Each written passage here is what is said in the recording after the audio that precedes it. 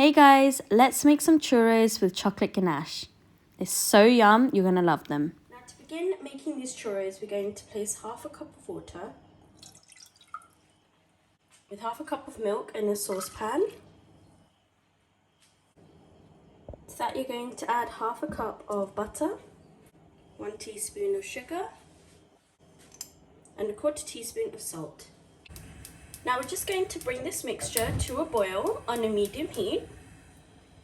You want to make sure that everything is well mixed and combined. Now, I love the flavor of churros. Usually churros are actually served with the chocolate ganache, but you can also serve it with Biscoff lotus spread, or even with jam, or even a white chocolate ganache instead. Don't limit yourself here because the possibilities are endless. Once it's all melted down, it will look something like this. Now we're just going to remove it from the heat so we can stop the cooking process. So now that we've taken it off the stove, we're going to add 1 cup of flour and we're going to mix it in really well.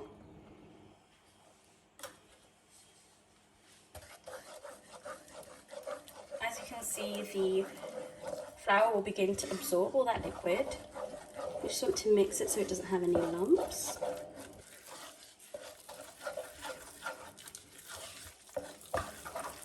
And you'll see that all of that dry flour will disappear and everything will come together. Now we're just going to pop it back onto the stove so we can dry out all of this moisture. Now pop it onto a medium heat and we're just going to cook out all of this flour and make sure we get rid of all of that moisture.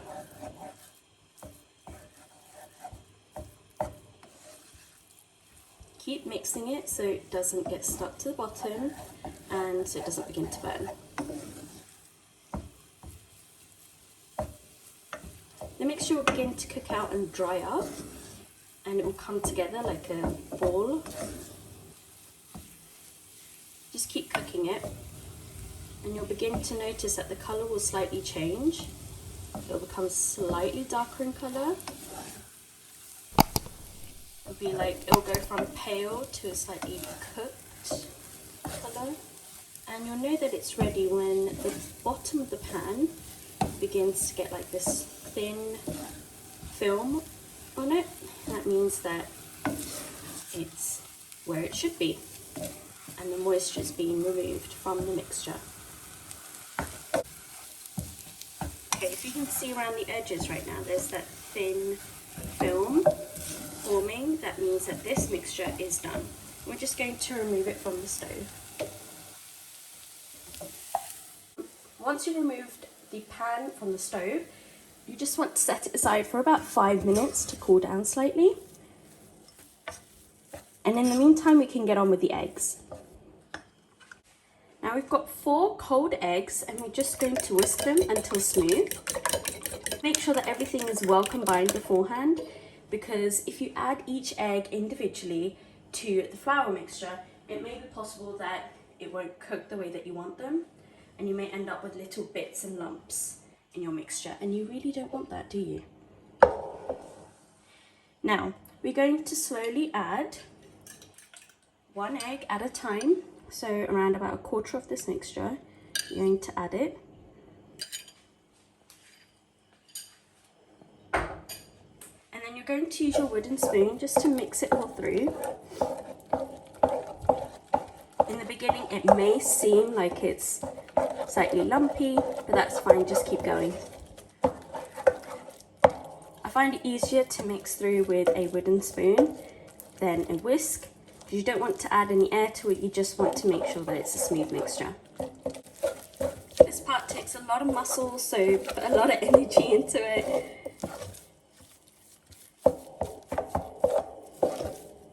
I do this right into the pan that I was cooking it in, so that everything stays smooth and you don't end up using too many dishes. Now I'm going to add another egg. Continue adding a little bit at a time so that each one is mixed in well before you add any more to that mixture. It's harder to beat out 4 eggs at once instead of 1 egg at a time.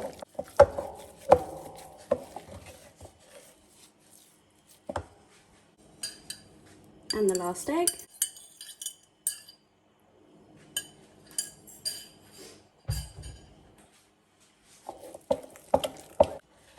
Okay, now we've added all the eggs and the mixture will look something like this.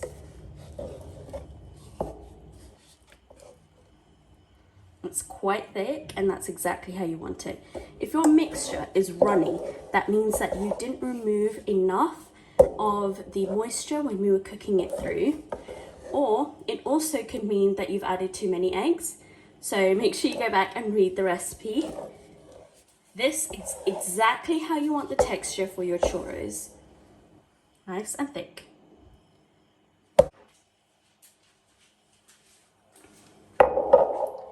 Now place the piping bag into a glass.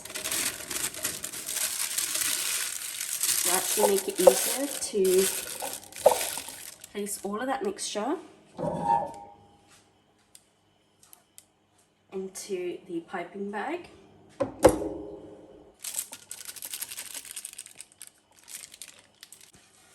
I learnt this trick when I was making customized cakes and cupcakes. I would always need a lot of buttercream, and this just seemed like the easier way to fill piping bags. Sometimes the piping bags would be so full that they were very difficult to handle. Just want to gather up the ends like so.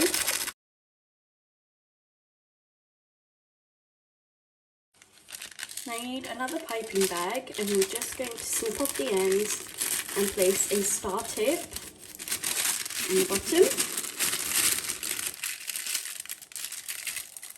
Now place your first piping bag into the other.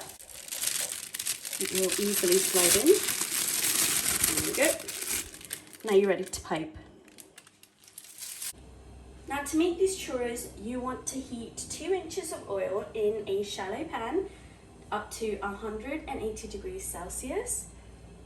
This is placed in a shallow pan so it's a lot easier for you to pipe the churros into the oil. If you have specific shapes in mind, you can pipe them beforehand and then freeze them and then place them into the oil. Or you can pipe them directly if you have great control. So I'm just waiting for this oil to heat up and then we'll get started. Now to check whether the oil is hot enough to start working, we're going to place either you can place a wooden skewer or a meat thermometer or something like that, and just check. If you can see small bubbles begin to form, that means that the oil is hot and ready for you to use. We're going to directly pipe some small shapes into the oil.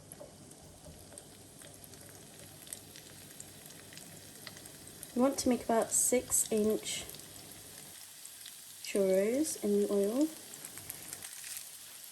Just use that corner as a way to just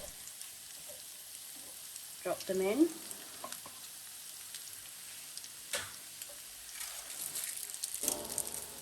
Just move the other side while you pipe some more.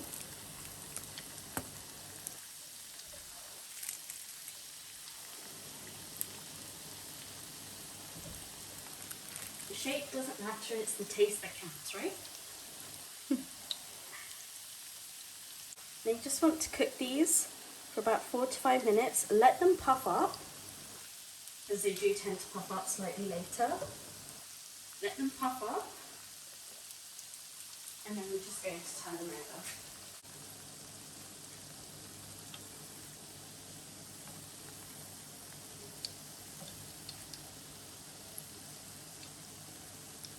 Now once they are golden brown, you just want to remove them from the pan, and then we're going to blot them on some kitchen paper, and then we can get on with the rest of the batter.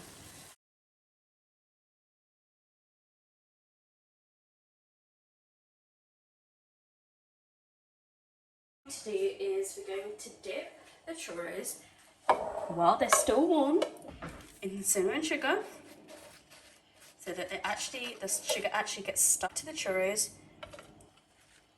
And then we're going to set them aside. Be careful because the churros are still very hot.